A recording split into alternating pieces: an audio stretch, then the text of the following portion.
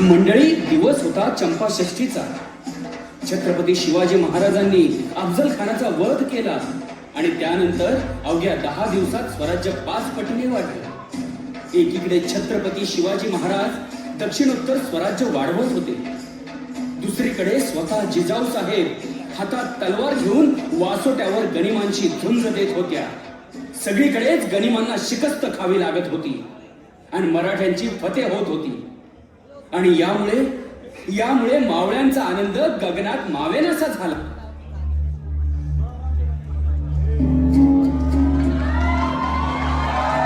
बादल खान, तुम्हारी फौज किले के पिछले बाजू में रहेगी.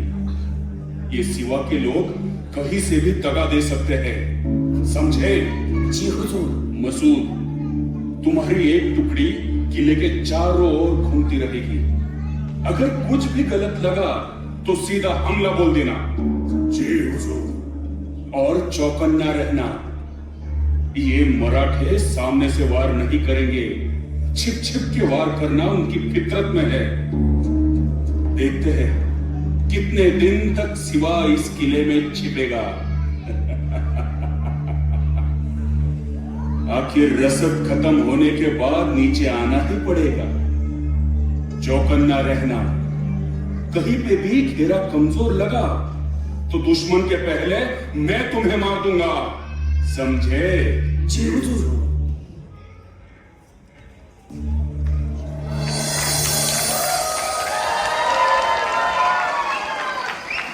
राज, त्या सिद्धीनं लईच मजबूत याडा लावलाय.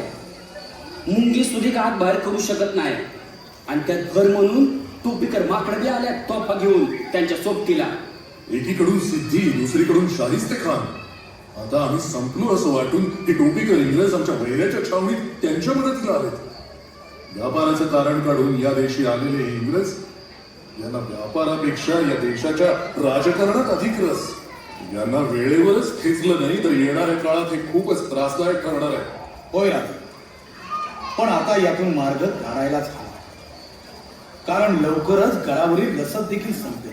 होय बाजी, आपण लवकरच हा गड सोडून एखाद्या अंधाऱ्या रात्री जवळ असलेला विशाळगड जवळ करूया. विशाळगडावर पोहोचताच पुन्हा नव्या जोमानं आपण सिद्धीवर हल्ला चढवू. अगदीच योग्य विचार आहे राजे. आपण इथून बाहेर पडलो तर आपणास गनिमांची दोन्ही बाजूने कोंडी करता येईल. शत्रूची कोंडी करायची असेल तर शत्रूस गाफील ठेवूनच इथून बाहेर पडावं लागेल. आणि त्यासाठी तुमचा बेत काय नाही?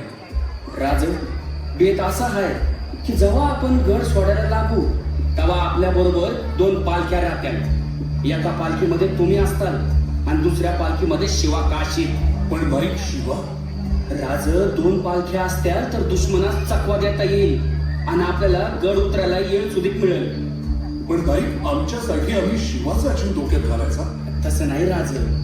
म्हणजे गस्तीची पथकं हुकली की शिवा पालखी तिथं सोडल आणि थेट आपल्याला येऊन भेटेल की. राजे नाईकांनी या आधीही स्वराज्य संकटात असताना योग्य ते मार्ग सुचवले आणि यावेळी त्यांचा भेद चुकणार नाही राजे. होय नाईक, आता तुम्हीच आमचे शंभू शंकर. तुम्हीच मार्ग दाखवा. वय राज, फक्त आजची रात द्या. गनिमाचा सुगावा घेतो आणि मग उद्या रात्रीच घडवतो.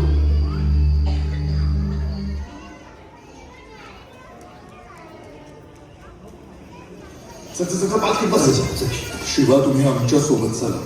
नाही राजे, मला जाऊ दे. शिवा, आम्ही सांगतोय ना, आमच्या सोबत चला. जे काय होईल ते सर्वांचं होईल. माफ करा राजे, लहान तोंडी मोठा घास घेतो. पण माझं भाग्य किती बघतात, माझ्या आई बापाची पुण्य किती बघतात. राजू, तुमची ही कापडं जेव्हा माझ्या अंगाला लागली तेव्हाच हो शिवा का शिवण्या. आता उरलाय की फक्त तुमचा आत्मा. राजू, तुमच्या ध्यानात नाही आलं, पण मला स्वर्गाचं दार दिसतंय. अजून काय पाहिजे या माणसाला? अहो, लोक आयुष्यभर माणूस कसा जागला ते सांगतात, पण माझ्या बाबतीत लोक सांगतील की हा शिवा असा अभिनंदन की शिवाजी राजाचं मरण आहे. हा मरून क्षणी हजारो वर्ष जगितल्या राजा, हजारो वर्ष जगितल्या. येतो राजा. चला, आता येळ नका देऊ.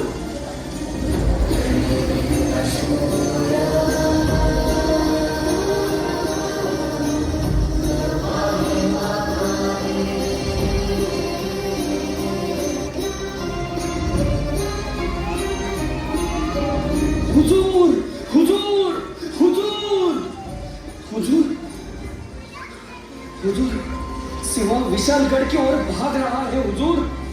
क्या? मसूद 10,000 की फौज लेके सिवा का पीछा करो। मुझे सिवा चाहिए, जिंदा या मुर्दा। जी हुजूर।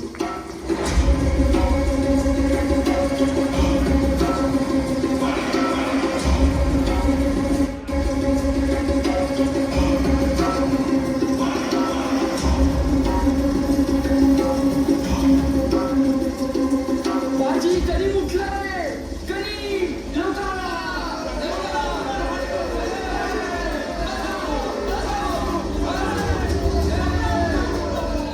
राजे, विशाळगड अजून बराच दूर आहे.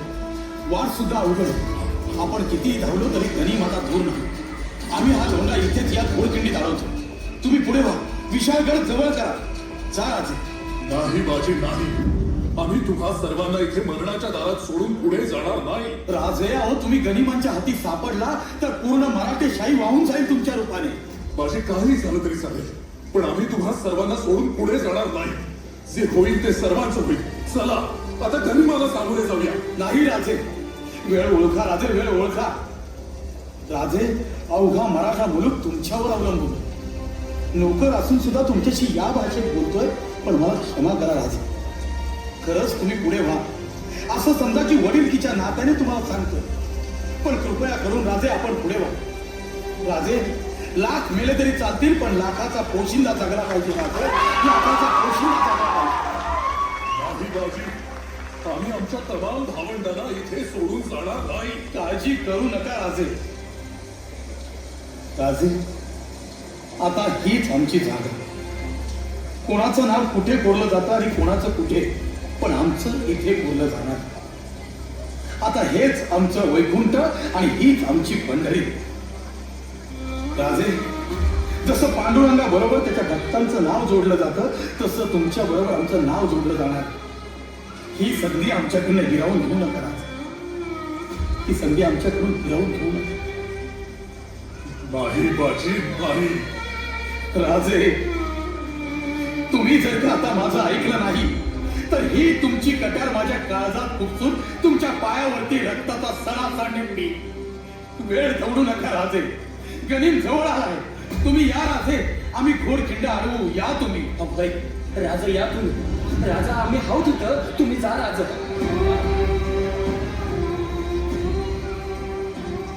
राजे, विशाळ गडावरती पोहोचल्यानंतर तोफांचे 5 बार घ्या. तोपर्यंत या घोडखिंडीत आम्ही गनिम अडवून टिकवतो. आपण या राजे. बाजी, शंभू महादेवाची आज्ञा. आपण पुन्हा भेटणार आहोत बाजी.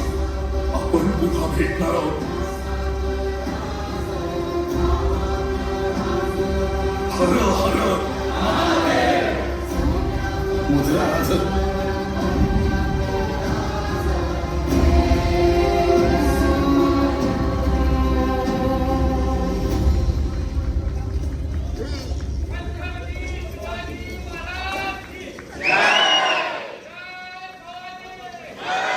अकेले खड़े हो, हट जाओ, वरना खीमा बना देंगे. अरे हट, तोफे आधी न मरे बाजी.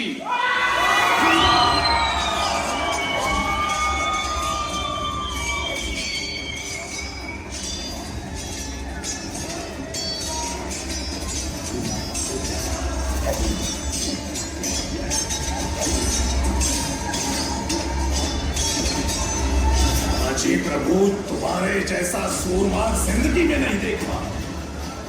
आशा साहब के गुलाम बन जाओ, जो चाहिए वो मिल जाएगा. अरे तू तुझ्या बादशावर.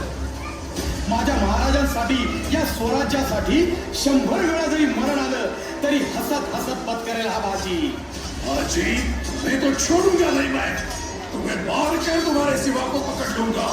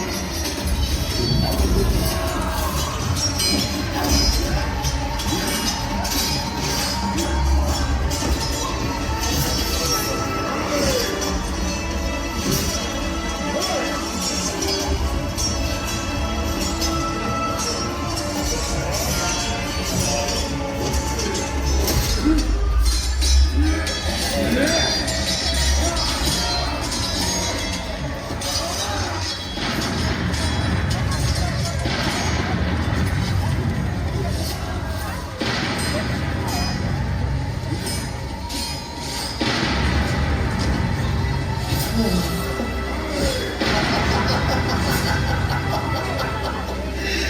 आमचे राजे घरावर पोहोचले. आमचे राजे घरावर पोहोचले. थोडं साईड लावा ना त्या व्हिडिओ या बाजीचा लाईव्ह चालू आहे सध्या लाईव्ह मला शेवटचा मुजरा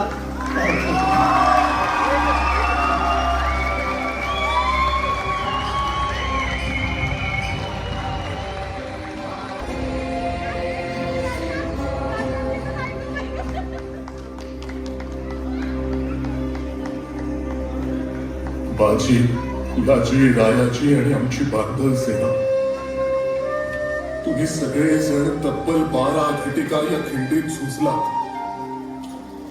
40 वार अंगावर झेलून हसत हसत स्वराज्याच्या मातीत विलीन झाला. तुमच्या जाण्यानं स्वराज्याचं कधीही न भरून निघणार नुकसान झालंय. आज जे स्वराज्य उभं आहे ते तुमच्यासारख्या स्वामिनिष्ठ आणि प्रामाणिक साथीदारांमुळेच. हा केवळ कासारे नदीचा उगम नाही, ही केवळ घोडखिंड नाही, तर तुमच्या बलिदानाने पावन झालेली ही पावनखिंड आहे. पावनखिंड.